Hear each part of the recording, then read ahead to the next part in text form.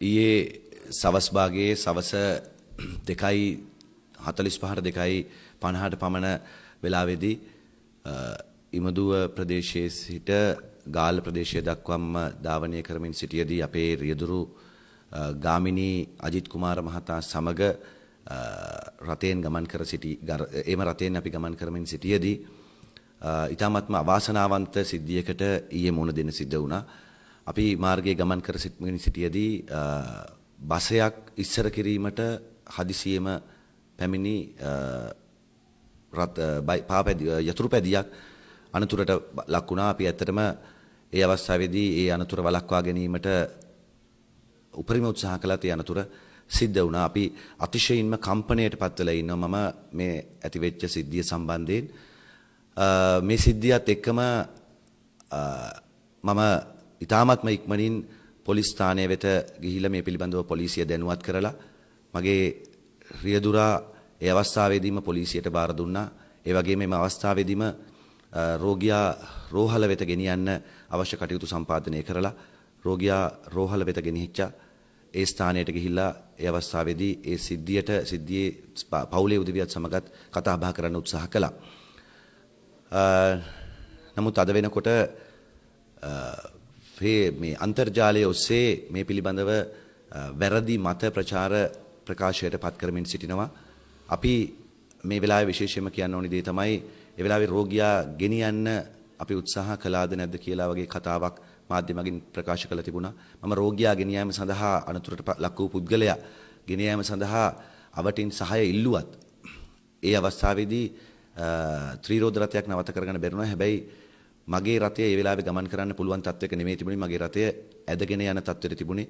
වායු බැලුන් එයා බැලුන් ඇවිල්ලා වාහනේ ධාවනය කිරීමට සුදුසු තත්වයක නෙමෙයි මගේ වාහනය තිබුණේ. ඒ අවස්ථාවේදී එතන හිටපු අයගෙන් සහාය ඉල්ලුවා. මෙම සිද්ධිය වීඩියෝ ගත කරලා අන්තර්ජාලයට මුදා හැරලා තියෙන්නේ එක්සත් ජාතික පක්ෂයේ අපේක්ෂක චන්ද්‍රලාල් අබේගුණවර්ධන මහත්තයා. ඒ අවස්ථාවේදී වාහන කීපයකින් එතන හිටියා. මම එතුමට ආරාධනා කරා ඉක්මනින් ඇවිල්ලා මම කෑ ගැහුවා. ඉක්මනින් ඇවිල්ලා මේ අනතුරට ලක් වෙච්ච පුද්ගලයා වාහනයට දාගෙන අරගෙන යන්න කියලා. හැබැයි වීඩියෝ කරා ඇරෙන්න රෝගියාව ගෙනියන්න කිසිම කටයුත්තක් කරේ නැහැ. අවසානයේදී ඒ ස්ථානයේ තිබිච්ච ත්‍රිරෝද රථයකින් තමයි අපි රෝගියා අරගෙන මමත් මෝටර් සයිකලයක නැගලා රෝහලට සහ පොලිසියට මමත් ගියේ. අපි ඒ අවස්ථාවේදී අපේ එක හේතුවක් තමයි අපේ වාහනය කොහොමත් අනතුර සිද්ධ වෙච්ච ස්ථානයෙන් ගන්න යුතු නැහැ, ගන්න බෑ. ඒ වගේම ඒ වාහනේ ධාවනයේ සුදුසු තත්වයක තිබුණේ නැහැ මේ රෝගියා අරගෙන යන්න. ඊට අමතරව විශේෂම කියන්න ඕන කාරණාව තමයි අපි මේ සමාජයේ වගකිය යුතු පුද්ගලයන් හැටියට අනතුරු සිද්ධ වෙනවා. හැබැයි අනතුරක් සිද්ධ වෙච්ච අවස්ථාවේදී අනතුර වළක්වා ගන්න කටයුතු කරන්න එක තමයි අනතුරු සිදු නොවීමට වග බලා ගැනීම තමයි අපේ වගකීම වෙන්නේ. හැබැයි මේ අනතුර සිද්ධ වෙච්ච වෙලාවේ නීතිය 100%ක්ම ක්‍රියාත්මක කිරීම සඳහා අවශ්‍ය පූර්ණ සහයෝගය, පූර්ණ ශක්තිය අපි මේ වෙනකොට ලබා දීලා තියෙනවා. මොකද මේ වාහනේ ගමන් කරේ මේ වාහනය මිත්‍රයෙක් මට රියදුරෙකු සමග ලබා දී තිබූ වාහනයක්. මේ රියදුරා වෘත්තීය රියදුරෙක්, ඩ්‍රයිවිං ලයිසන් තියෙන අඩු වයස්කාරයෙක් නෙමෙයි, ලයිසන් තහනම් කරපු කෙනෙක් නෙමෙයි, වෘත්තීය රියදුරෙක්. ඒ වගේම ඔහු බීම තියෙන ඉඳලවත් නිදි මරලවත් එහෙම කිසිම හේතුවක් නැහැ. ඒ නිසා අපි කිසිම බය නැතුව මේ පුද්ගලයාව අපි ඉදිරිපත් කළා අධිකරණයේ අපේ පොලිසිය වෙත. මේ වෙනකොට ඔහු අධිකරණයට ඉදිරිපත් කළා දින 14ක් දක්වා රක්ෂිත බන්ධනාගාරගත කොට තිබෙනවා.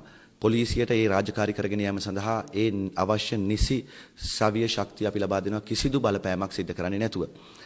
අනතුර සිද්ධ වුණා වයස අවුරුදු 76ක් පමණ වයස ඇති පුද්ගලයෙකු තමයි මේ සිද්ධියෙන් ඒ අවාසනාවන්ත තත්ත්වයට මුහුණ දුන්නේ.